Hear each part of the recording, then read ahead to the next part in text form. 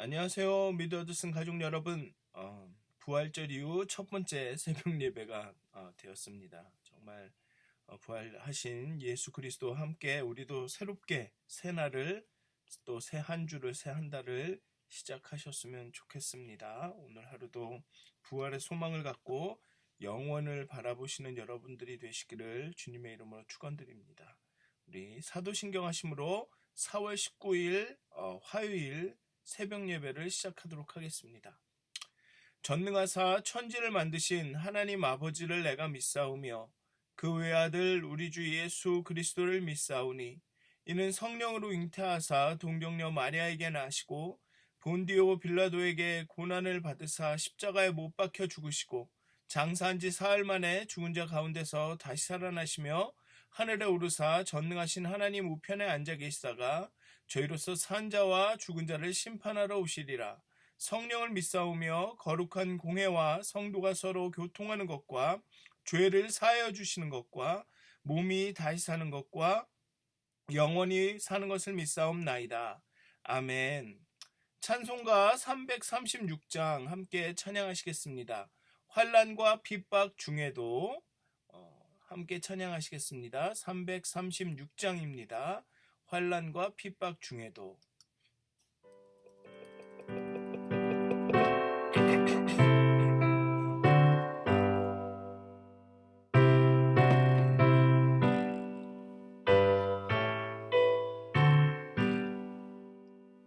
환난과 핍박 중에도 성도는 신앙 지켰네. 이 신앙 생각할 때에 기쁨이 충만하도다. 성도의 신앙 따라서 죽도록 충성하겠네. 복중에 매인 성도라 양심은 자유 얻었네. 우리도 고난 받으면 죽어도 영광 되도다. 성도의 신앙 따라서 죽도록 충성하겠네. 성도의 신앙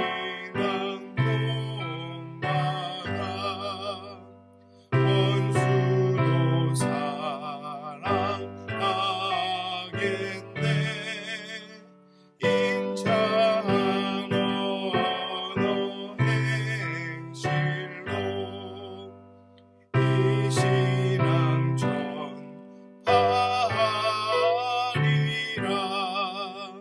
성도의 신앙 따라서 죽도록 충성하겠네.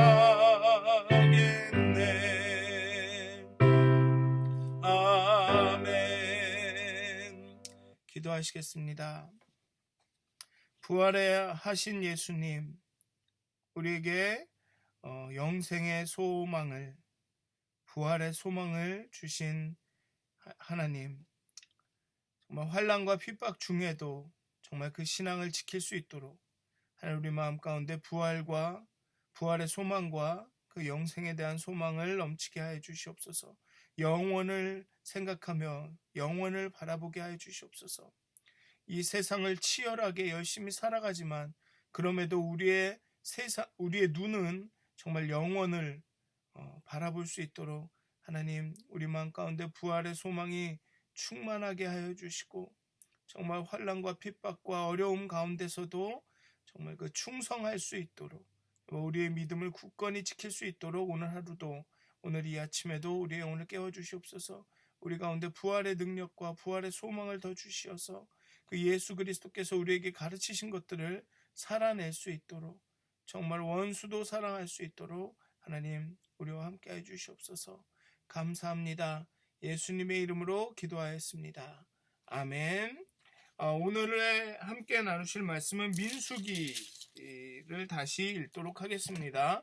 민수기 11장 1절부터 15절까지의 말씀입니다. 민수기 11장 1절부터 15절까지의 말씀을 읽도록 하겠습니다. 제가 봉독하도록 하겠습니다. 여호와께서 들으시기에 백성이 악한 말로 원망하매 여호와께서 들으시고 진노하사 여호와의 불을 그들 중에 붙여서 진영 끝을 사르게 하심에 백성이 모세에게 부르짖음으로 모세가 여호와께 기도하니 불이 꺼졌더라. 그곳 이름을 다베라라 불렀으니 이는 여호와의 불이 그들 중에 붙은 까닭이었더라.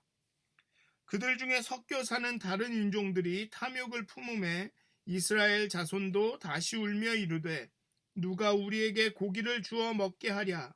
우리가 애굽에 있을 때에는 값없이 생선과 오이와 참외와 부추와 파와 마늘들을 먹은 것이 생각나거늘 이제는 우리의 기력이 다하여 이 만나 외에는 보는 것이 아무것도 없도다 하니 만나는 가시와 같고 모양은 진주와 같은 것이라.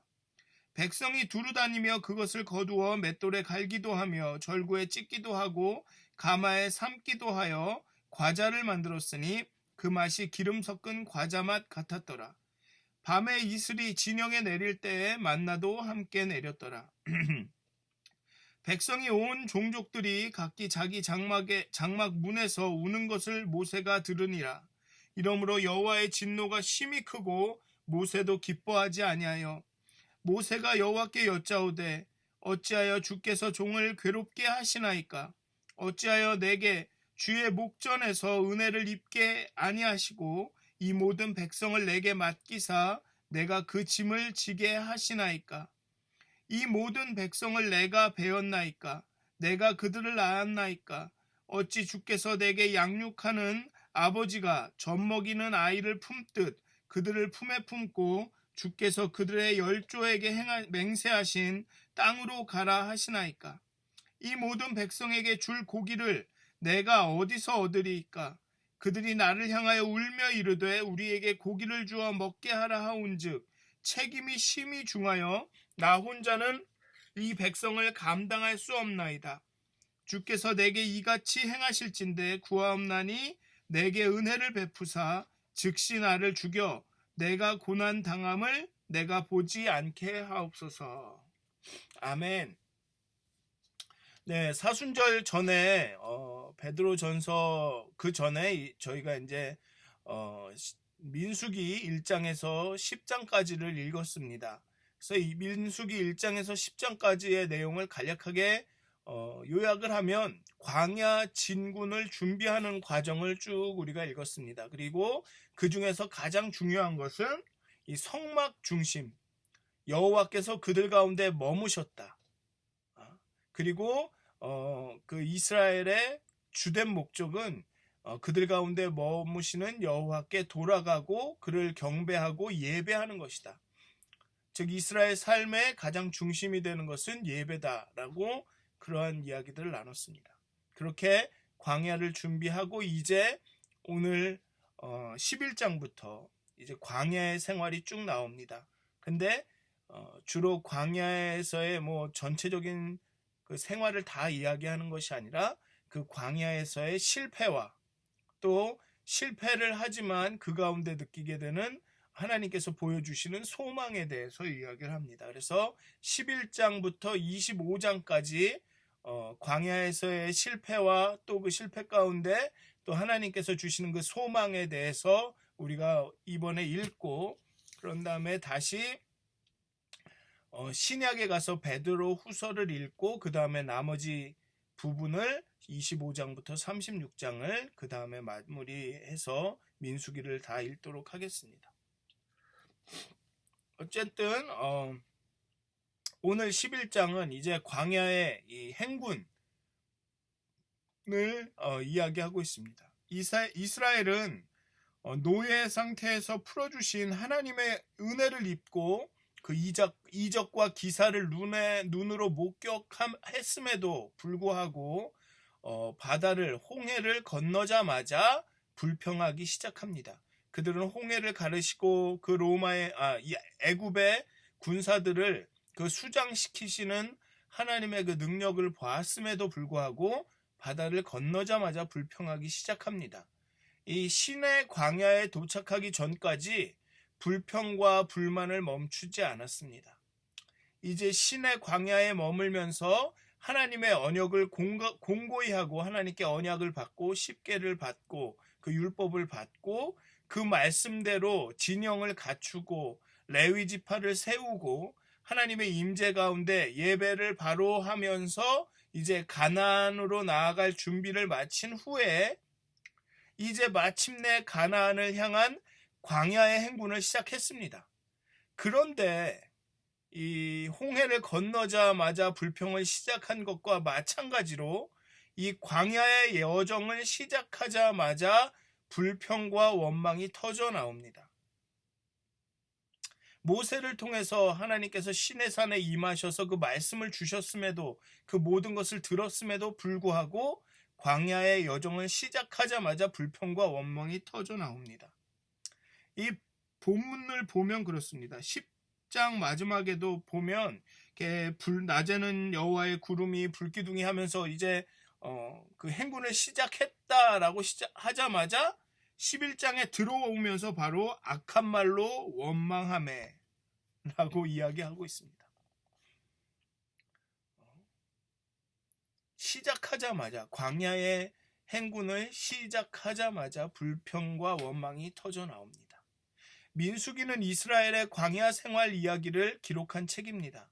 어떤 측면에서는 광야에서 반복되는 그들의 불순종을 고발하는 책이기도 합니다. 그 이스라엘의 광야에서의 실패를 고발하는 책이기도 합니다. 그 불평의 시리즈가 이제 본격적으로 11장에서부터 시작이 됩니다. 1절에서 3절에서는 다베라에서의 첫 번째 불평, 4절에서 35절까지는 음식에 관한 불평, 12장 1절에서 16절까지는 또 모세에 대한 불만, 13장에서 14장은 이 불신으로 인해서 약속의 땅을 거절하는 그런 이야기들이 쭉 진행이 됩니다. 오늘 본문은 첫 번째와 두 번째 불평인데 첫 번째 불평은 악한 말로 원망하매라고 나오고 있는데요. 불평의 이유는 잘 모릅니다. 무엇 때문에 불평했는지 알 수가 없습니다. 말하지 않습니다. 하지만 이 백성들은 악한 말로 하나님을 원망하기 시작했습니다. 아마도 추정을 해보면 매일 겪어야 하는 광야 생활의 힘듦 때문이었을 것입니다. 태양은 아주 쨍쨍 비치고 그런데 구름 기둥이 있었음에도 불구하고 아마 그 건조하고 이 모래가 발가락 사이로 계속 들어가고 뭐 이런 그런 사막도 아니었을 텐데 어쨌든 광야의 생활이 힘들었을 것입니다. 그들은 잘 포장된 산책로를 걸어가는 것이 아닙니다.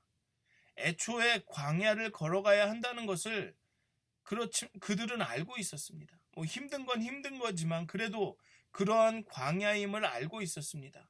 그렇게 예상하고 있던 어려움들이었지만 실제로 하루 이틀 그 힘든 여정을 걸어가다 보니 불평이 생기기 시작합니다. 그리고 악한 말로 이제 하나님께 불평하기 시작하죠. 그런 거였을 것입니다. 이렇게 고생할 걸 왜 그 시내산에 가만히 있지 우리를 또 광야로 이끌고 또 가느냐 뭐 이런 불평을 하게 되겠죠. 그리스도인의 삶은 대가를 요구합니다. 그리스도인이기 때문에 겪어야 하는 불편함이 있을 수 있습니다. 남들이 다 하는 것을 하지 말아야 할 때도 있고 아무도 하지 않는 것을 해야 할 때도 있습니다.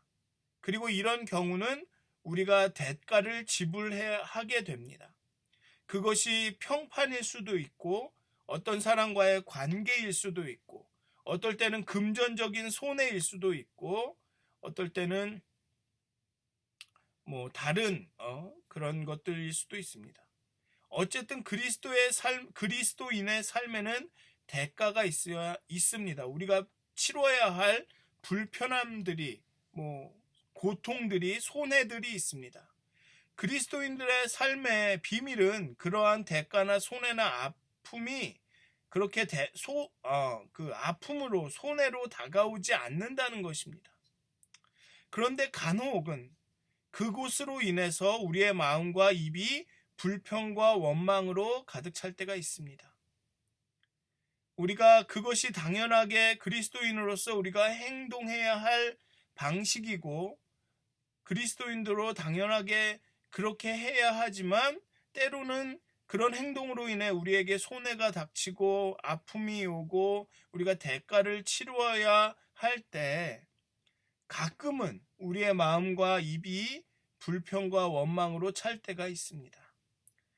그들은 광야를 걷고 있습니다. 가나안까지 가려면 광야를 통과해야 합니다. 뭘 기대하겠습니까? 광야를 걷는데 힘든 게 당연하죠. 그런데 과연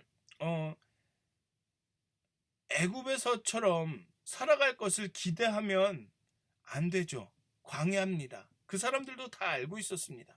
그렇지만 힘들다 보니 자꾸만 애굽의 삶이 기억이 나는 것이죠.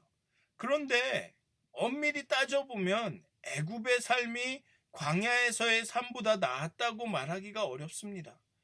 애굽에선 노예로 살았습니다. 노예가 편하면 얼마나 편하겠습니까? 나중에 더 이야기를 하겠지만 결국 이들의 불평은 과거와의 비교를 통해서 현실을 받아들이지 못하는 데 있습니다. 다 알고 있었지만 막상 그 어려움이 닥치니까 옛날 생각도 나고 선택에 대한 후회가 생기는 거죠. 그냥 시내산에 머물 걸. 아니면 아예 애굽을 떠나지 말 걸. 어쨌든 백성은 원망했고 하나님은 진노하셨습니다. 내가 너희를 노예 상태에서 구했는데 이제 광야가 조금 힘들다고 나한테 불평불만이라니. 그래서 하나님은 그들 중에 불을 붙이셨습니다. 진노하시는 가운데도 하나님은 백성을 들으셨습니다. 어쨌든 진영의 끝에 불이 임했습니다. 진영의 중심이 아니라 끝에 불이 임한 것입니다. 아마도 진영의 중심에 불이 났다면 정말로 사상자가 많고 손해가 더 심했겠지만 하나님은 그 진영의 끝에 불을 붙이셔서 경고의 말씀을 경고하신 것이죠. 그리고 백성은 모세에게 와서 도움을 요청하고 모세는 여호와께 기도합니다. 그리고 그 불은 꺼졌습니다. 안타깝게도 정말 안타깝게도 이스라엘의 그 광야의 행군의 처음은 불평으로 시작합니다. 그리고 그 불평이 그 불이 임한 한 번으로 멈춰지지는 않습니다. 4절에 보면 또다시 불평하기 시작합니다. 두 번째 불평은 음식에 대한 불평입니다. 오늘 본문을 통해서 이 몇 가지 생각해 볼 것이 있습니다. 이 그 불평에 대해서. 첫째로 본보기가 중요합니다. 본보기가. 여기 오늘 본문에 보면 그들 중에 섞여 사는 다른 인종들이 탐욕을 품었다고 합니다. 출애굽한 사람들은 히브리인들, 히브리 족속이라고 부릅니다. 그런데 히브리라는 말은 강을 건너온 자라는 뜻입니다. 특별히 요셉 자손이나 이스라엘을 의미하는 것은 유대인을 의미하는 것이 아닙니다. 그 요셉의 자손들, 고 이스라엘을 의미하는 것이 아닙니다. 이스라엘이 450년간 애굽에 살면서 그들은 이방 사람과도 함께 살았을 것입니다. 어쩌면 결혼도 했을 수 있습니다. 또 그래서 애굽을 탈출할 때 애굽에서 종살이하던 다른 인종들도 함께 이스라엘 족속과 함께 홍해를 건너게 됩니다. 그래서 그들 다 모두를 이스라엘이라고 부르지 않고 히브리 족속이라고 부르는 거죠. 바다를 건넌 사람들, 강을 건너온 자들, 이 모두를 그냥 히브리 족속, 히브리인이라고 부르게 된 것입니다.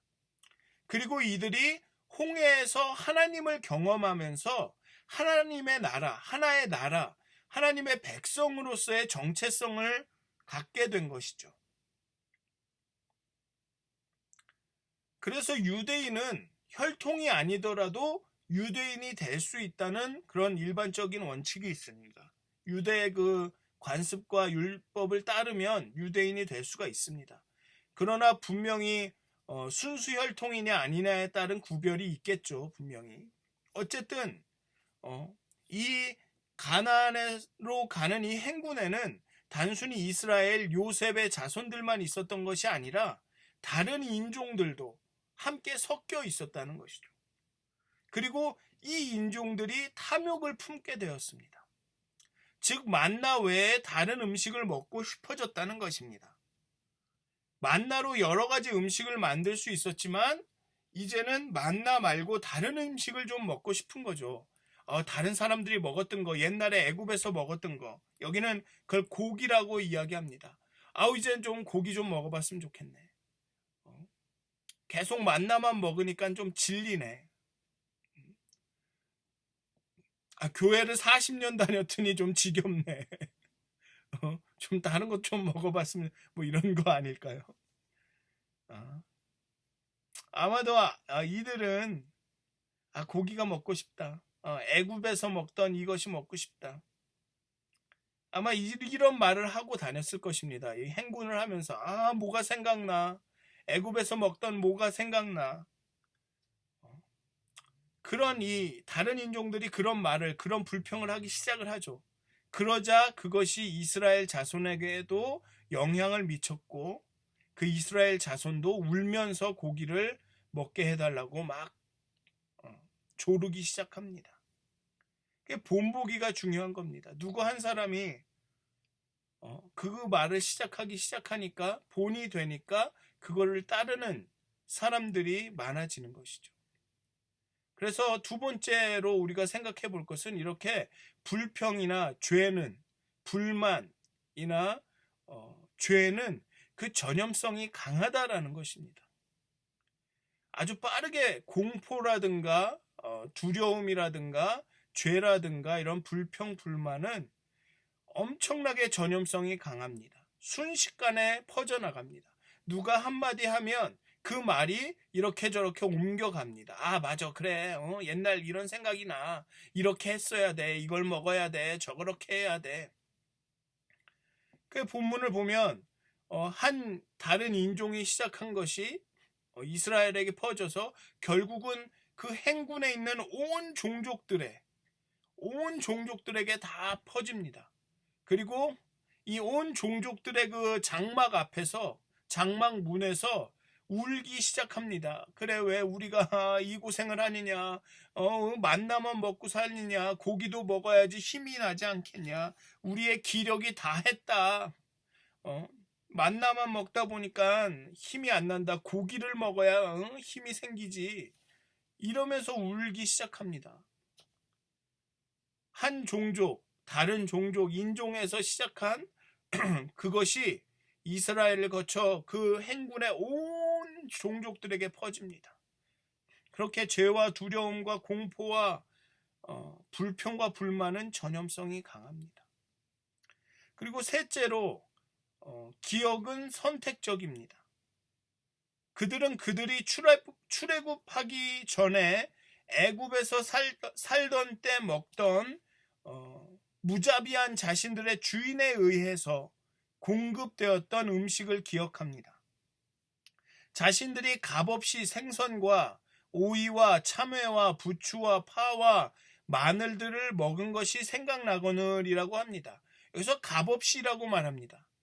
그게 단순히 공짜로 먹었다라는 말이 아닙니다. 노예니까 주는 거죠, 음식을. 그런데 이 사람들은 그것을 값없이 먹었다라고 기억합니다. 자신이 노예였던 상황은 기억이 나지 않습니다.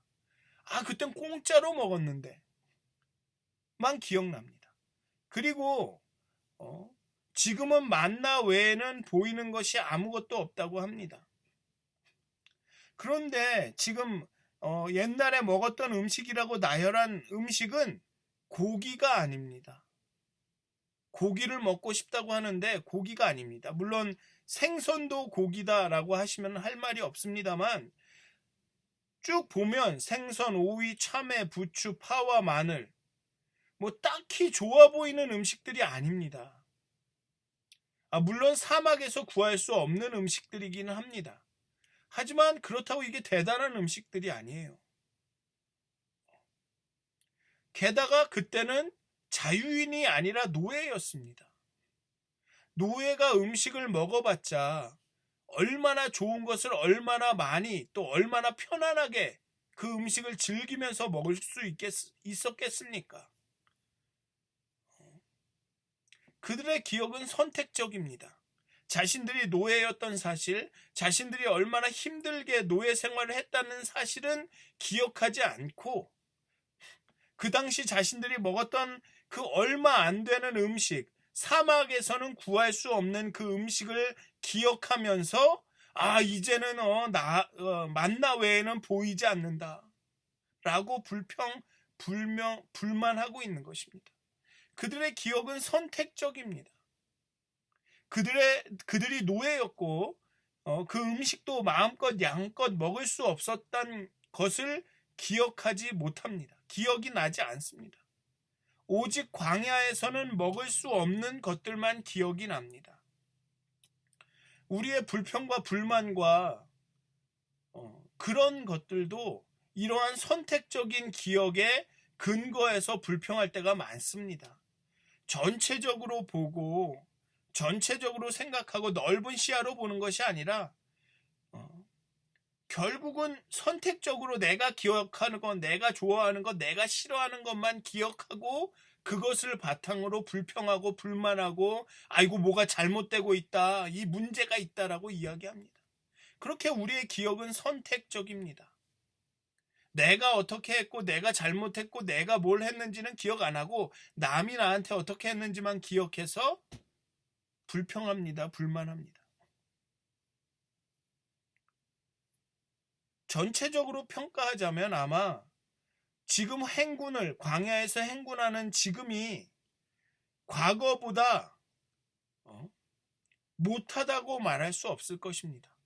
애굽에서의 노예 생활이 지금의 광야 생활보다 낫다고 결코 말할 수 없을 것입니다. 그렇지만 오늘 지금 여기 광야에서 먹지 못하는 것, 이 광야에서 갖지 못하는 것만 기억하고 불평하고 불만합니다.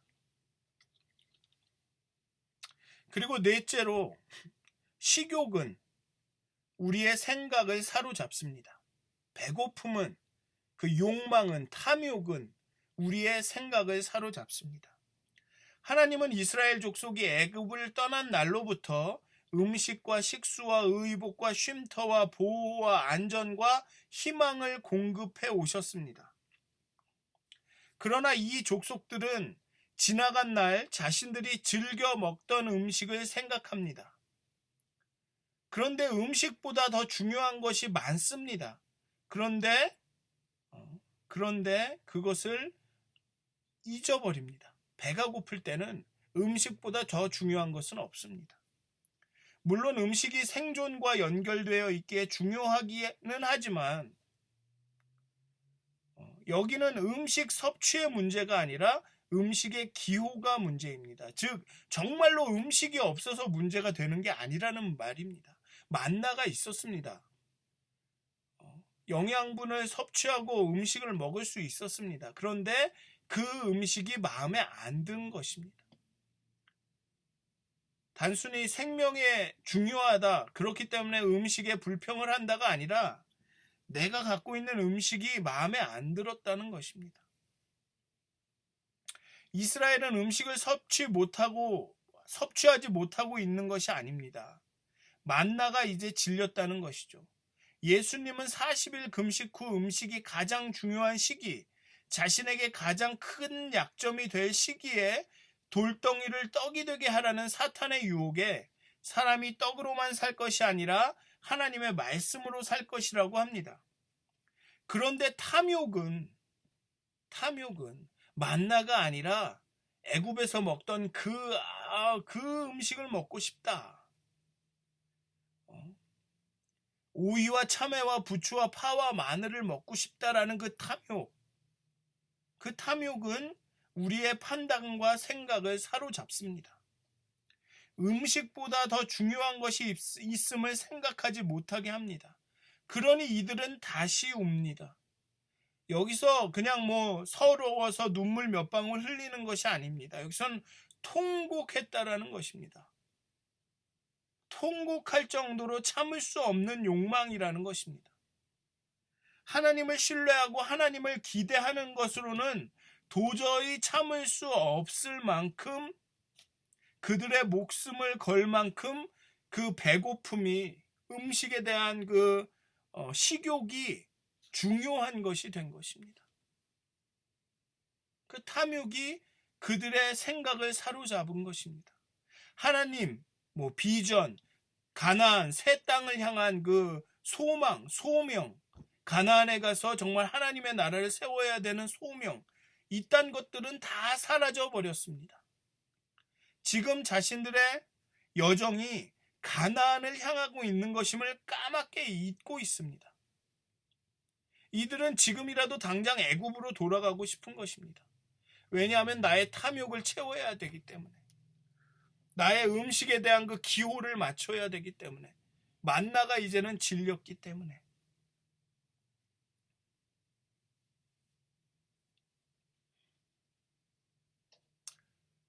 이제 어제 그제가 부활주일이었습니다. 부활절부터 우리는 부활절을 지나면서 새로운 여정을, 부활하신 예수님과 함께 새롭게 변화되고 새로운 여정을 시작했습니다. 그리고 하루가 지났습니다. 그리고 오늘이 이틀째입니다. 여러분들, 그 주일날 느꼈던 소망과 기쁨과 그것이 여전합니까? 아니면 이제 바로 하루가 지났는데 이 이스라엘 민족처럼 우리 입술에 불평이, 우리 마음에 불만이 슬금슬금 다시 올라오고 있습니까?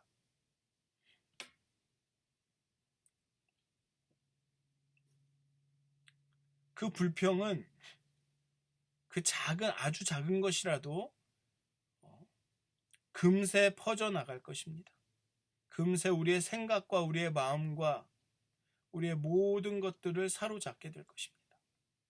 그 욕심은 우리의 생각을 마비시켜서 정말 중요한 것이 무엇인지 생각하지 못하게 할 것입니다. 하나님 비전, 소명 같은 것들은 바라보지 못하게 할 것입니다. 그저 우리의 그 욕심과 탐욕과 그 배고픔에만 집중하게 할 것입니다. 사랑하는 믿었은 가족 여러분, 부활절 이후 하루하루의 삶이 정말 우리의 생각처럼 그렇게 장밋빛, 꽃길이지는 않을 것입니다. 어쩌면 이스라엘이 걸어야 할 광야의 길일 수도 있습니다. 하지만 그 가운데 하나님께서 우리에게 주신 비전을, 십자가의 예수님을, 또 그 무덤을, 죽음을 이기시고 부활하신 예수님을 잊지 않으셨으면 좋겠습니다. 여러분들 마음 가운데 그 불평과 불만이, 왜 이렇게 살아야 돼? 왜 이렇게 힘들어? 라는 생각이 떠오를 때 그 골고다 길을 걸으셨던 예수님을 생각하셨으면 좋겠습니다. 기억하셨으면 좋겠습니다. 그리고 과연 우리의 기억은 옳은 것인가? 우리가 정의롭게 기억하고 있는가를 생각하셨으면 좋겠습니다. 과연 우리의 기억은 선택적이지 않은가? 하나님이 주신 은혜보다는 하나님이 우리에게 주시지 않은 것, 우리가 지금 갖지 못한 것만을 기억하고 있는 것은 아닌가? 좀 생각해 보셨으면 좋겠습니다. 그리고 정말 하나님에 대한 그런 소망, 하나님이 주신 소망, 비전이 여러분들의 생각을 사로잡기를, 그렇게 해서 오늘 그 광야 같은 하루를 사시더라도 정말 그 부활의 소망을 잊지 않으시고 영원을 바라보시면서 그 하나님과 그 광야의 길을 정말 기쁨으로 소망을 가지고 행군하시기를 주님의 이름으로 축원드립니다. 기도하시겠습니다. 이스라엘 백성은 시내 산에서 하나님께 언약을 받았음에도, 하나님의 임재함을 경험했음에도 그 행군이 시작하자마자 그 어려움으로 인하여, 그 배고픔으로 인하여, 그 부족함으로 인하여, 그 결핍으로 인하여 불평하고 원망하기 시작합니다. 우리도 이들과 다를 것이 없습니다. 바로 며칠 전에 부활하신 예수님을 찬양하며 부활의 능력이 우리 가운데 나타나시기를, 부활의 소망으로 살아갈 것을 결단했음에도 우리 인생 가운데 우리가 만나는 작은 위기와 위협에, 작은 어려움에, 또 우리에게 행해지는 크고 작은 그 불의에 불평하고 불만하며 하나님을 기억하지 못합니다. 우리 가운데 있는 미움과 다툼과 시기와 원수 갖고자 하는 마음, 정말 그 탐욕, 욕심, 그런 것들이 금방 우리를 사로잡습니다. 그리고 하나님과 그 부활과 그 소망 같은 것들은 금방 있습니다. 하나님, 우리를 깨워주시옵소서. 우리의 마음을 열어주시옵소서. 하나님께서 우리에게 주신 그 부활의 소망을 늘 기억하고 그 영원을 바라보게 하여 주시옵소서. 지금 오늘 우리가 걷는 이 길은 광야 같을지라도 정말 그 가나안을 바라보고 정말 그 소망 가운데 전진할 수 있도록 하나님 우리와 함께 해 주시고 우리에게 힘 주시고 정말 하나님의 은혜를 기억하게 하여 주시옵소서. 하나님께서 우리를 이곳까지 인도하셨음을, 우리를 죄와 사망에서 구원하셔서 이곳까지 인도하셨음을 기억하게 하여 주시옵소서. 그렇게 하나님을 신뢰하며 오늘 살아갈 수 있도록 하나님 우리를 인도하여 주시옵소서. 감사합니다. 예수님의 이름으로 기도하였습니다. 아멘. 하늘에 계신 우리 아버지여, 이름이 거룩히 여김을 받으시오며 나라가 임하옵시며 뜻이 하늘에서 이루어진 것 같이 땅에서도 이루어지이다. 오늘날 우리에게 일용할 양식을 주옵시고 우리가 우리에게 죄진 자를 사하여 준 것 같이 우리의 죄를 사하여 주옵시고 우리를 시험에 들게 하지 마옵시고 다만 악에서 구하옵소서. 나라와 권세와 영광이 아버지께 영원히 싸움나이다. 아멘. 행복한 하루 되시길 기도합니다.